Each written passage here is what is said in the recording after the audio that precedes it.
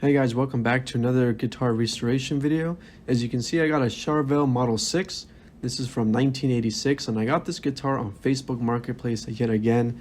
Almost all of my guitars have come from Facebook Marketplace from either trading up or just finding stuff like this. This has a really long story to this guitar, but I'm just going to cut it really short. I found it on Facebook Marketplace when I was scrolling through my phone, and it was in the area, so I said, hey, what's the address I can come pick it up? Originally, the person had it listed for $600. And in my mind, I'm thinking, yeah, that's a pretty fair price. And then they had the price increased to $2,000.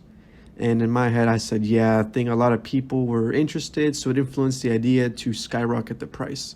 So I didn't really care for the price. I just said, please let me go check it out, because I could tell this is like an estate sale or something like that. So I went and checked it out, and I bought it for $300 cash. So right away, I just started wiping down the fretboard, and I noticed all the frets were rusted completely. Isopropyl alcohol really gets the job done here. I used cotton swabs as well to get in those tight areas. I'm just going to be using the normal tools here, nothing really fancy or any jigs. Just some rulers, some straight edges to check your frets, a flathead screwdriver, a Phillips head screwdriver. I also have some wet sandpaper that ranges from 1000 grit, 2000 grit, 3000, all the way up to 7000 grit. So as you can see, the frets here are very, very nasty. They're just all oxidized. I was telling myself, hey, I'm gonna have to refret this guitar like completely now, like it's gonna cost a lot of money. But as I did some research, I found you can pretty much polish these up, and they still had a lot of life left in them. So what I did, I just took some alcohol here on a little paper towel, and just gonna wipe down the fretboard of any loose dirt or anything that's just stuck in there. Alcohol really removes anything right off the bat, which makes it easier to see any imperfections. So here I'm just taking off the back plate. I'm just going to see the electronics here. I was hoping everything is original, and to my surprise, everything was. So I'm going to take off the Kaler bridge now. I'm super in love with the Kaler bridge. It's one of my favorite guitar bridges ever, along with the Floyd Rose as well. So this came off pretty easily. Luckily, there was no corroded screws in my way, so I was able to get these out. And underneath, you'll just see a little stamp there, maybe from the factory, that's written in hand. It says A4. And here's the Kaler bridge, super oxidized, just completely like seized. The rollers wouldn't roll, the screw heads, like everything is pretty much just unusable as of now. But I'll be able to restore that at some later point as well.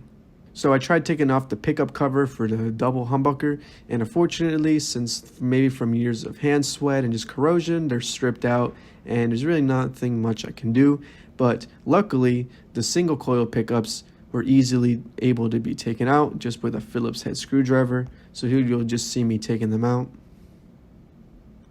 And you can see that is 20 or 30 some years worth of dust and just grime. I know the previous owner was a cigarette smoker, is what I was told, and this was exposed to a lot of humidity, cigarette smoke, and I could tell everything was pretty much coming off yellow and very dusty.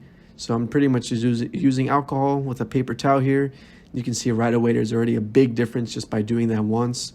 And I'm not going to show everything here. I'm just going to take off the pots as well, just so nothing's in the way when I start buffing and polishing the whole guitar body as well. And here's a huge difference, something that struck me, that I started sanding this 24th fret with 1000 grit and 2000 grit.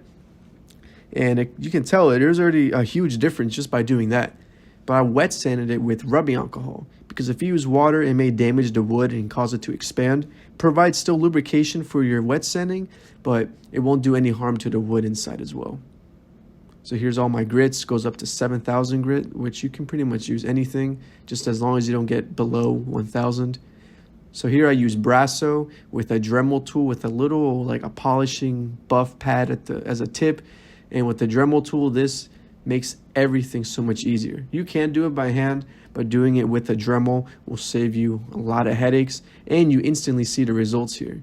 So I took my time here. I'm not applying any hard pressure. I'm just letting the wheel just like guide through it, maybe a couple times there, maybe 5-6 times, until I just see the fret be nice and shiny. So I wipe off the excess with a little microfiber, or you could use a paper towel. And right off the bat, you can see that it's looking a lot nicer. Here's all the ones I did so far, and to my surprise, it's absolutely beautiful. So now I'm going to start buffing the guitar. You guys can use almost anything, but I'll give you some advice here. It's good to use a good quality glaze, cutting, and polishing compound. This here pretty much cuts into your wood, and it's like sandpaper. You start from low and you work your way high to reduce all those swirls.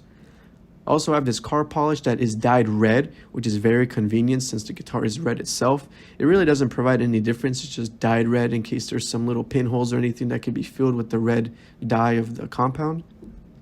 And Meguiar's Scratch X is hands down one of the best scratch removers I've ever used. I'm sure 3M has these other types of scratch removers as well, but this is very affordable, and I can have everything in the description below for you guys to check out as well.